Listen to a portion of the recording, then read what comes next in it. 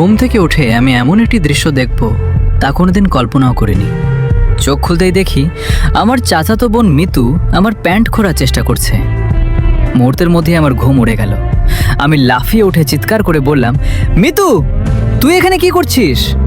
তুই না আর কয়েকদিন পর আমার বড় ভাইয়ের বউ হবি। মিতু ঠোঁটের কোণে রহস্যময় হাসি এনে বলল, হব তো, কিন্তু তার আগে তোর সঙ্গে একটু রোম্যান্স করে নি। আমি ভয়ে আর রাগে একসঙ্গে কয়েক কদম পিছিয়ে গেলাম। দেখ, এসব একদম ঠিক না। এখনই আমার রুম থেকে বের হয়ে যা, কেউ দেখে ফেললে খুব খারাপ কিছু হয়ে যাবে। মিতু নির্বিকারভাবে বলল, কেউ কিছু দেখবে না। কথা শেষ করেই সে আমার শার্টের কলার শক্ত করে ধরে ফেলল। আমি বারবার নিজেকে ছাড়ানোর চেষ্টা করছিলাম, কিন্তু সে কিছুতেই ছাড়ছিল না। শেষ পর্যন্ত রাগ সামলাতে না পেরে আমি তাকে একটা থাপ্পড় মেরে বললাম, বের হয়ে যা, না হলে সবাইকে ডেকে আনবো। আমার কথা শুনে মিতুর মুখের হাসিটা আরো ভয়ঙ্কর হয়ে উঠল। সে ধীরে ধীরে বলল, তুই ডাকবি? আমি সবাইকে ডাকছি। পরের মুহূর্তেই সে নিজের জামা এক টানে ছিঁড়ে ফেলল। আমি কিছু বুঝে ওঠার আগেই সে জোরে চিৎকার শুরু করলো। তারপর আমার দিকে ঝাঁপিয়ে পড়ে আমাকে শক্ত করে জড়িয়ে ধরল। হঠাৎ আক্রমণে আমি ভারসাম্য হারিয়ে খাটের ওপর পড়ে গেলাম। ঠিক তখনই দরজা খুলে আমার বড় ভাই তামিম রুমে ঢুকল। সে যা দেখল তাতে মুহূর্তেই তার চোখ রাগে লাল হয়ে উঠল। আমাকে আর মিতুকে একই খাটে দেখে সে এক দৃষ্টিতে তাকিয়ে রইল। আর মিতু সঙ্গে সঙ্গে কান্না শুরু করে ভাইয়ার পেছনে গিয়ে লুকিয়ে পড়ল। ভাইয়া চিৎকার করে বাবা, চাচা আর চাচিকে ডাকতে লাগলো। কিছুক্ষণের মধ্যেই সবাই রুমে এসে হাজির। বাবা অবাক হয়ে বললেন, কি হয়েছে, এত চিৎকার কেন?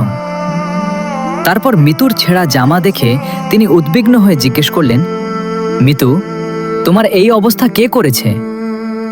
মিতু ফুপিয়ে ফুপিয়ে কাঁদতে কাঁদতে বলল, আমি নিচে যাচ্ছিলাম, হঠাৎ সাজিদ ভাই আমাকে টেনে রুমের ভেতরে নিয়ে আসে। তারপর আমার সঙ্গে জোর করে খারাপ কাজ করার চেষ্টা করে। আমি বাধা দিলে আমার জামা ছিঁড়ে যায়। কথা শেষ না করতেই সে কান্নায় ভেঙে পড়ল।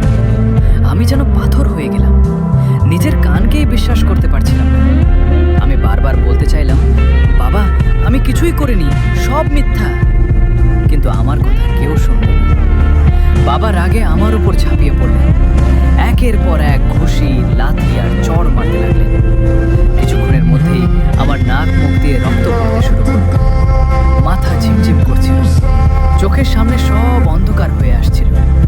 শেষ পর্যন্ত আমি অজ্ঞান হয়ে মেঝেতে লুটিয়ে পড়লাম। চাচা দৌড়ে এসে বাবাকে থামিয়ে বললেন, আর না, আর মারলে ছেলেটা মরে যাবে। বাবা রাগে কাঁদতে কাঁদতে বললেন, এমন ছেলে বেঁচে থাকলেও আমাদের লজ্জা, মরে গেলেও আফসোস নেই। চাচা বাবাকে জোর করে নিচে নিয়ে গেলেন। এবার নিজের পরিচয়টা নিয়ে, আমার নাম সাজিদ। আমরা দুই ভাই, বড় ভাই তামিম আর আমি ছোট।